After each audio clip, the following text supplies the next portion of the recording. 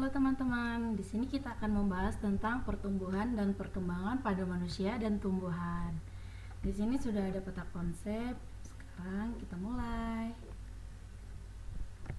Nah, di sini ada pengertian pertumbuhan dan perkembangan. Pertama kita mau lihat pengertian pertumbuhan dulu.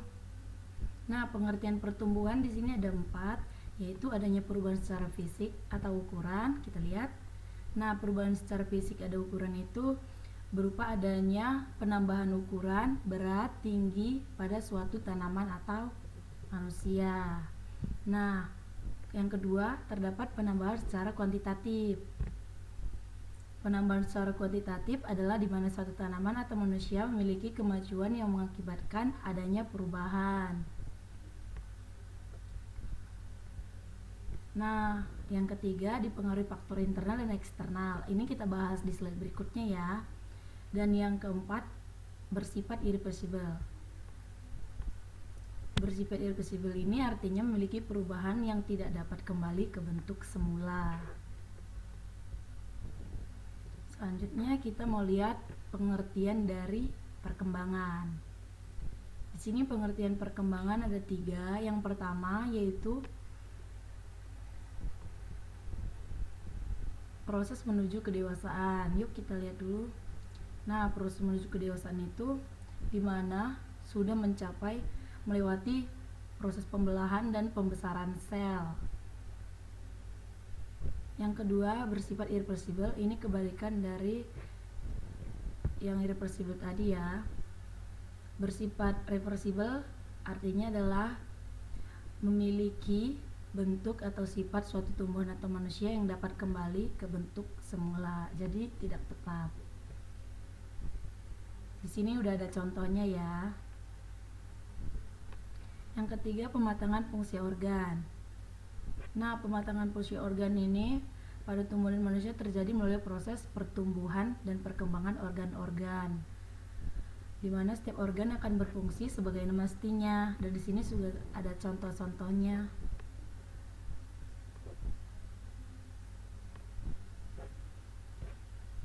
Nah, di sini ada faktor yang mempengaruhi pertumbuhan dan perkembangan. Sekarang kita mau lihat dulu faktor internalnya. Faktor internalnya seperti yang kita lihat di sini ada hormon. Sekarang kita mau lihat hormon-hormon pada tumbuhan. Nah, ini dia macam-macam hormon pada tumbuhan. Yang pertama auksin, sitokinin, ada giberelin, florigen, asam aksitat, asam tromalin, gas etilen. Kita mau lihat asam auksin.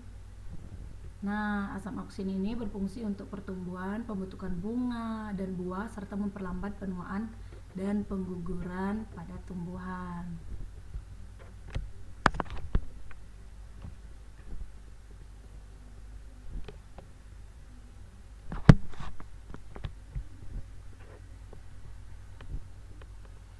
Selanjutnya ada sitokinin.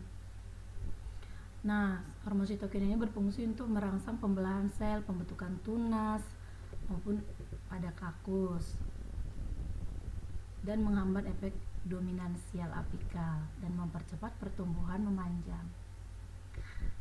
Ada giberelin.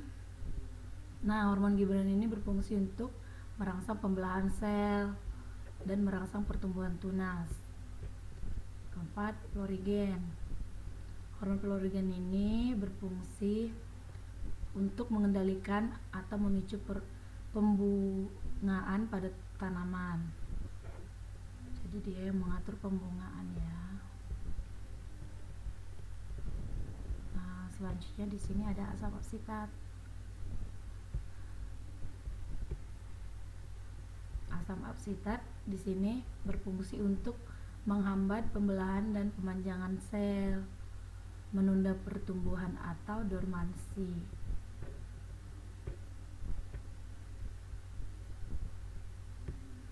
Di sini ada asam tromalin. Nah, hormon ini berfungsi untuk menutup luka bila tumbuh-tumbuhan terluka. Contohnya nih pada batang karet yang disadap. Di sini ada gas etilen. Gas etilen ini berfungsi untuk pemasakan buah, contohnya nih pada buah mangga yang baru dipetik. Namun pas dipetik belum matang, tapi setelah disimpan dia akan matang sendiri. Itu karena ada gas etilen di dalamnya. Selanjutnya kita mau lihat hormon pada manusia. Nah, hormon pertumbuhan dan perkembangan manusia ini di sini saya buat ada 4. Yang pertama itu ada insulin. Di sini ada insulin dan HGA.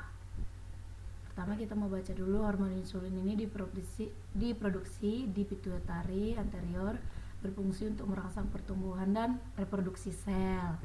Kalau insulin ini hormon diproduksi di pankreas dan fungsinya itu untuk pengambilan glukosa, glikogenesis dan glikolisis di hati dan otot dari darah. Jadi pembentukan dari gula darah menjadi gula otot. Di sini ada hormon testosteron. Nah, di sini ada hormon testosteron diproduksi di testis dan berfungsi sebagai hormon seks pria. Nah, kalau hormon progesteron, hormon seks wanita yang diproduksi oleh indung telur atau ovarium.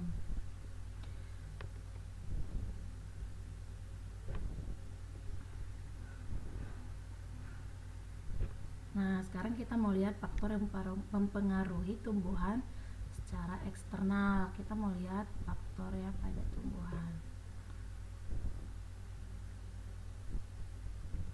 Nah, keadaan tanah, kita mau lihat nih. Faktor tanah juga mempengaruhi pertumbuhan dan perkembangan pada tumbuhan ya, dimana bila kondisi tanah tempat hidupnya sesuai dengan kebutuhan nutrisi dan unsur hara, maka dia akan tumbuh dengan baik. pH yang baik itu 0 sampai 14. Curah hujan. Curah hujan ini merupakan sumber air yang didapatkan dari tumbuhan, karena ini juga mempengaruhi terhadap pemanjangan sel pada tumbuhan. Cahaya atau suhu. Suhu memiliki pengaruh nyata terhadap pertumbuhan dan perkembangan. Hal ini karena disebabkan semua proses dalam pertumbuhan dan perkembangan seperti penyerapan, fotosintesis, penguapan, dan pernapasan pada tumbuhan dipengaruhi oleh suhu.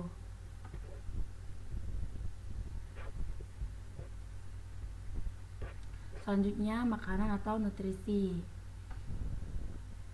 Kualitas dan kuantitas nutrisi akan mempengaruhi pertumbuhan dan perkembangan tanaman.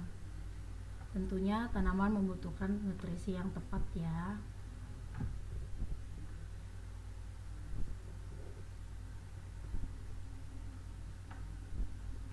Nah, sekarang kita mau lihat faktor eksternal pada manusia. Faktor yang mempengaruhi pertumbuhan manusia.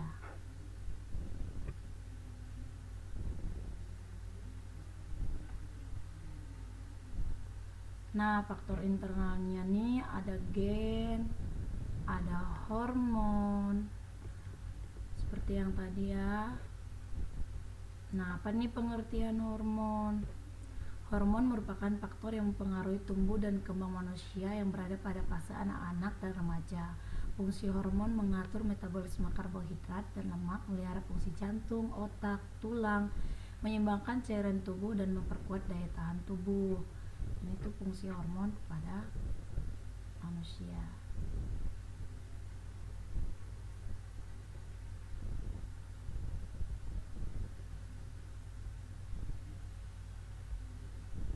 Nah, di sini ada gen. Nah, apa sih itu gen? Gen adalah materi genetik sifat yang diturunkan dari induknya ke anaknya. Gen-gen yang biasa bisa kita lihat secara kasat mata, secara mata telanjang, yaitu seperti gen yang diturunkan dari orang tua ke anaknya, seperti tinggi badan, warna kulit, bentuk rambut, warna bola mata, dan lain sebagainya. Dan jenis kelamin juga mempengaruhi ya. Contohnya nih, pada saat bayi dan anak-anak, pertumbuhan wanita akan lebih cepat dibandingkan laki-laki. Namun sebaliknya, saat masa pubertas, pertumbuhan pria akan lebih cepat dibandingkan dengan wanita. Itu tuh kenapa makanya sekarang cowok-cowok tuh pada tinggi-tinggi, lebih tinggi dari cewek-ceweknya. Selanjutnya kalau faktor eksternalnya nih ada gizi. Nah, faktor gizi juga bisa mempengaruhi tumbuh dan kembang manusia. Saat dalam masa pertumbuhan, sebaiknya mencukupi asupan gizi dengan benar. Di sini ada beberapa yang dibutuhkan oleh tubuh kita, yaitu karbohidrat, protein, lemak, dan vitamin, dan tentunya mineral.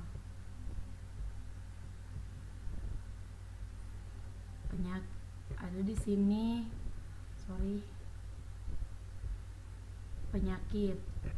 Faktor penyakit juga bisa menyebabkan pertumbuhan perkembangan manusia terganggu, baik itu di dalam kandungan maupun saat sudah lahir, yang itu disebabkan oleh virus.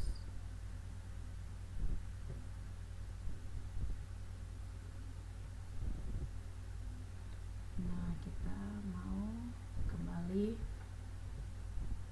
Nah, setelah melihat dari semua materi ini, mulai dari pertumbuhan perkembangan, sekarang kita mau bahas soal. Yang pertama itu satu soal untuk tentang manusia. Nah, ini soalnya yang merupakan hormon pertumbuhan manusia. Ada pilihannya A sampai E. Yang pertama adrenalin, yang kedua tiroid, CAGH, yang dia ada insulin, progesteron. Nah, kita mau klik yang A nih. Wah, ternyata jawabannya salah. Sekarang kita mau lihat C. Wah, jawabannya benar. Jadi jawabannya yang C. Kita mau lihat tentang soal pertumbuhan pada tumbuhan. Di bawah ini faktor eksternal yang mempengaruhi pertumbuhan pada tumbuhan kecuali. Nah, ada pilihan A sampai E juga nih. Nah, pertama ada A, tanah, B, cahaya matahari, B, cahaya matahari, C, hormon, D, air, E, melatonin. Kita jawab A. Wah, jawabannya salah. Karena di sini ada kecuali. Kalau kita pilih C, jawabannya benar.